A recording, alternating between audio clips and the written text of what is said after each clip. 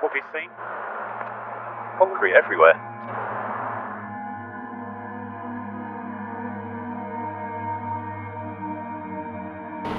I think it's all going to have to be quite a bleak. Which can work.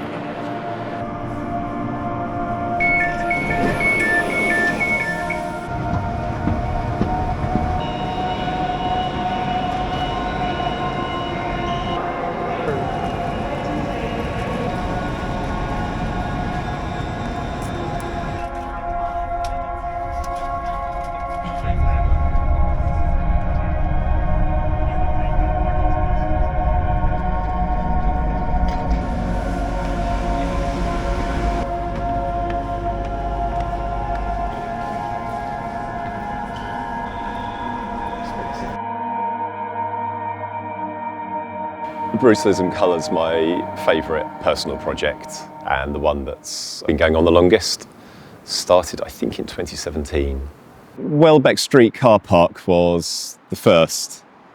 There's a Welbeck wake organised. I was aware that everyone would be producing the same kind of images, so wanted to do something a bit different. On the train on the way home, I just boosted the saturation loads, just went beyond normal, which is something I'd learned from printing digitally. Quite often it's better to just go as much as possible and then dial it back to what you think's nice. But when I pushed it as much as possible, I liked the results. Yeah, 100 Temple Street. Wasn't on my list at all. Looks great. Quite a bit of potential. Nice weathering. Yeah, it's promising. Prince Street car park and hotel to the side. But I don't want to photograph the hotel, it's all about the car park. Nice texture to it. Nice lichen by the looks of it. Bit of lichen.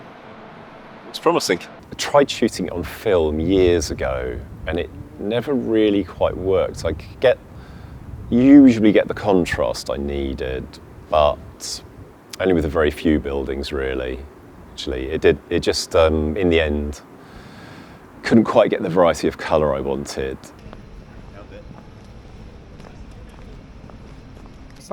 That light's out, so that won't get in the way. Brilliant. It's a bit odd, but it's always nice to get something at street level.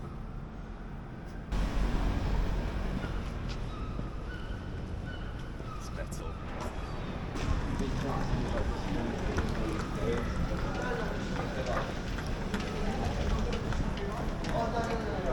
I never really change the colours.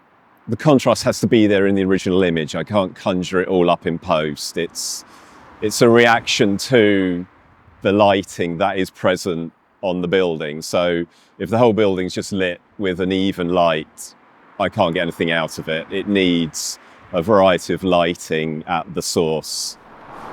Well, you said no more buildings, but there's a bridge there that looks quite good. So if we have time on the way back, yeah, it's definite. Really promising. Even if these lights for the stairs come on. Photographing Clifton Cathedral, which has no lights on it at all, which is great. Yeah, it's a bit of sodium, bit of LED, cars going by. Hopefully if they reach the top of it, it'll be a really nice mix. I'll usually sort of go around a building, sort of do a few iPhone test shots. I know what focal lengths relate to on the iPhone, so I can get an idea of the shots with the prime lenses. It's the advantage of Photoshop on phones. You can just ramp everything up broadly. That's what I'll get. Orange building, blue sky. But it'll work. Got the shape of it, which is nice. Do one more exposure, I think. First exposure is always the longest. It can take up to about an hour to get it just right, because you can't really meter for this project. You need to shoot a raw file and then look at the histogram and see what's blowing out, where there's detail, where there isn't, what the shadows are doing. Once I've got the first exposure, it's then a bit quicker. But not always. 1 minute exposure of Clifton Cathedral has worked a treat. Yes, just going to get one more exposure of the building there, try one more from by the door, and then an overall, because none of these lights on the steps are on, so they're not going to mess up any exposure.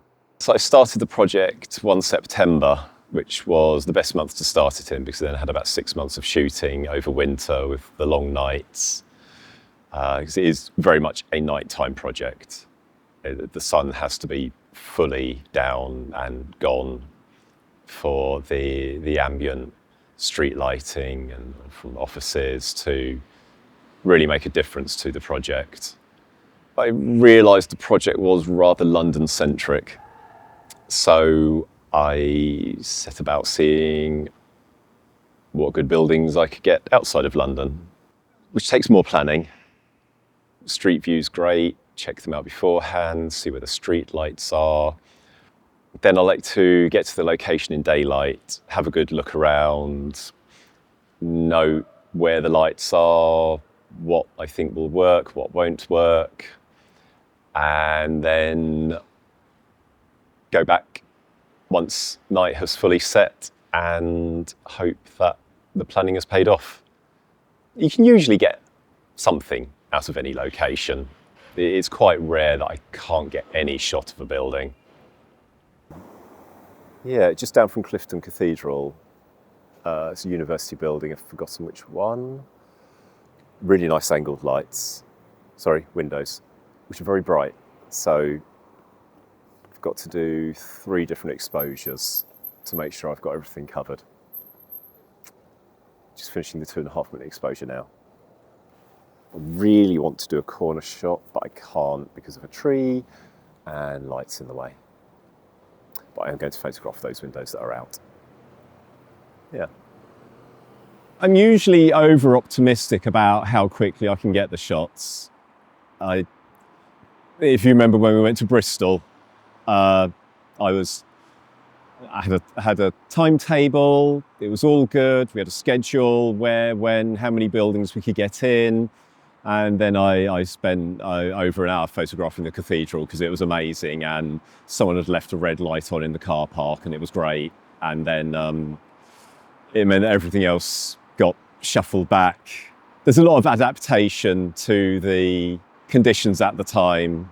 Prince Street car park, which is proving tricky, so I need quite an oblique angle so the internal lights don't show up.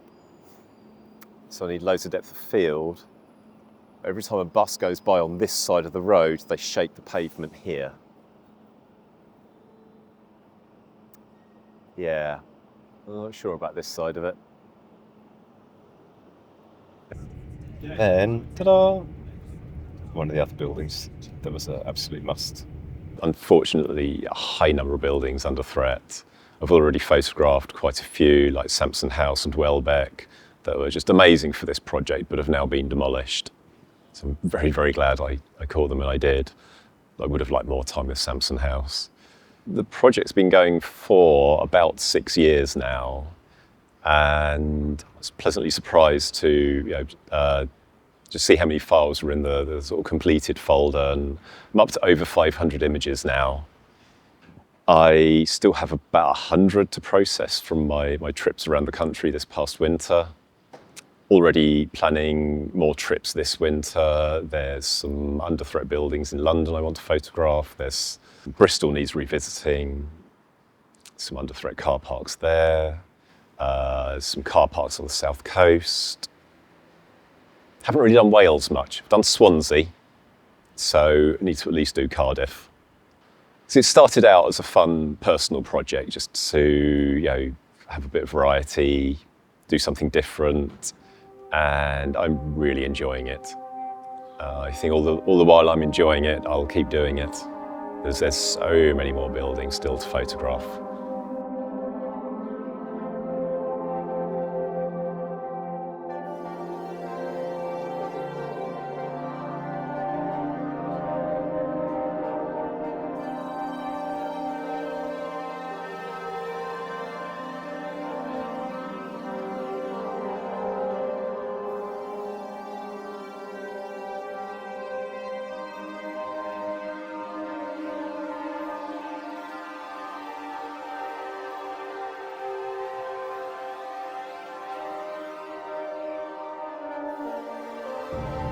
really like it where you can't see any interior, where it's just facade. I think I've got a little bit of interior there, but if I crop in a bit, just pure concrete facade.